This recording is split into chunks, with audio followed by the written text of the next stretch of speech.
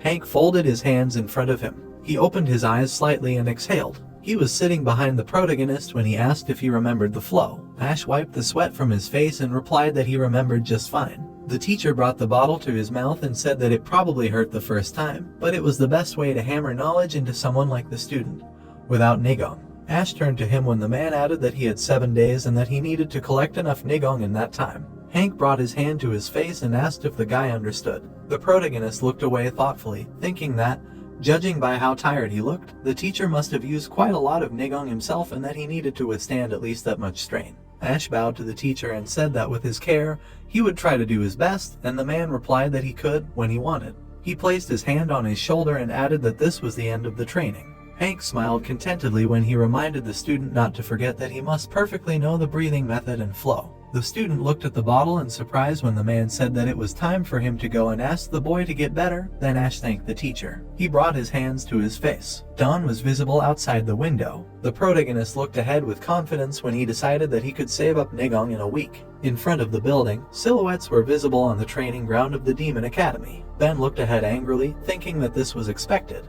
The young man stood up straight when he thought about how these kids became the leaders of their groups. Behind the girl, there were beaten cadets when he added that there were so many children with ruined faces from yesterday. He imagined his hands reaching out to the man with the banner when he explained that the reason why the instructors were not in the dorm on the first day was to give the students a chance to fight among themselves to determine their ranks. The man looked down, noticing something. Chris stood in front of the other boys when Ben thought about how the 12th group should have a Poison Clan candidate as their leader, but their leader was cadet number 18. The boy behind him looked away in displeasure when the man realized that just by looking at them, it was obvious that they were in a tough spot. Ben touched his chin, thinking that not only did he know what was going on, but he was also not a coward for daring to attack the prince with the black nameplate. Adam appeared behind him, announcing that they needed to begin training the cadets. There were people standing at the top of the stairs, which caught everyone's attention. Adam opened his mouth wide and said that for 7 days starting today, every morning in the classroom to their right, they would be learning basic tactics and strategy,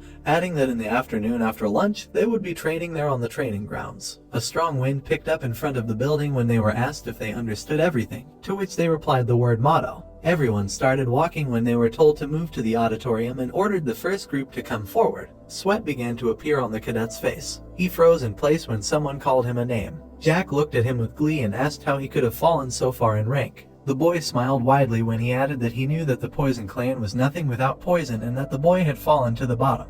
The Poison Clan representative glared at him and cursed. He looked away. Chris turned his back when the boy thought about how he was from a top clan and how this scum had insulted him. The cadet gritted his teeth in anger when he thought about how Chris might have fun playing the leader, but he would regret being in the same group with him. There was a full moon above the dorms of the Demon Academy. Jack turned around when he was spoken to. Steve stood in front of him and said that the boy had done quite well during the second group training, to which the cadet replied that he was flattered. Sweat appeared on Cadet 3's face when he was told that Cadet 7 would be staying in the infirmary for 2 weeks. He asked if the instructor had said 2 weeks, and the man replied that the doctor had said so. Steve closed his eyes and exhaled when he added that even if he remembered the theory, the practice would be a problem, and he wondered how he was going to catch up without nigong. But in any case, he would visit him again today. 2 boys stopped in front of him when he said that they had some free time now, so they should try hard, regardless of whether they were training or just refreshing their knowledge. Jack folded his hands in front of him. He kicked the door. The cadets looked in one direction in fear when someone said that it would be even more difficult for everyone if he showed his bad temper. The boy gritted his teeth, angry. Jack clenched his fists and exclaimed that it was a curse, and then asked how he could stay in the infirmary for 2 weeks. Simon opened his mouth and said that if the doctor said so, then it was not a lie. Jack opened his mouth wide and replied that it was obvious that the bastard was just pretending to be sick. He hit the column when he added that this freak with his dirty blood and that the thought of him lying there peacefully made his teeth ache. Then Simon asked the prince to calm down. The boy approached the prince's ear and asked how about this instead of getting angry for no reason. Jack raised one eyebrow. Klaus, his mouth open, cried 4 days later. He was sitting in the corner of the office when he said that 5 days had passed already and not a single patient, adding that he was dying of boredom. He propped his face with his hand when he said that Ash, this poor guy, would be his last patient.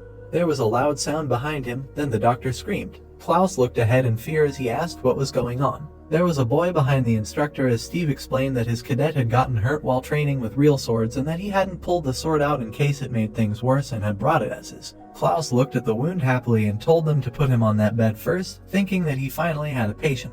He stitched the wound up as Steve said that he had done it so quickly and that as befits someone who had learned from the best. The doctor then replied that it was because the instructor hadn't pulled the sword out. Steve looked down worriedly and asked about the kid's condition.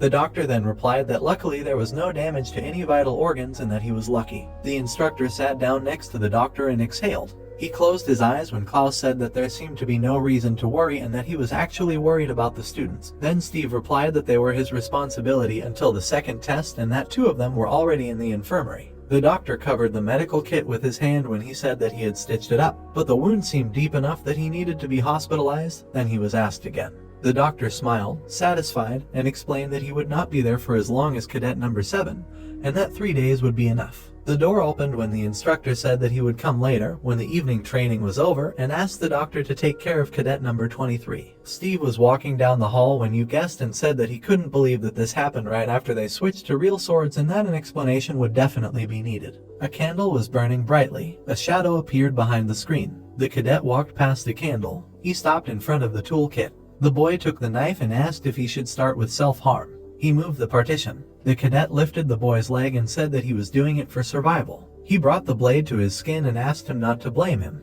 The boy's body received an electric shock. He opened his mouth wide and screamed. The knife fell to the floor. The protagonist opened his eyes. He looked at the boy next to his bed. Ash looked down menacingly when he thought that this was expected. So, friends, this chapter comes to an end. What will happen next? We'll uncover it in the next chapter.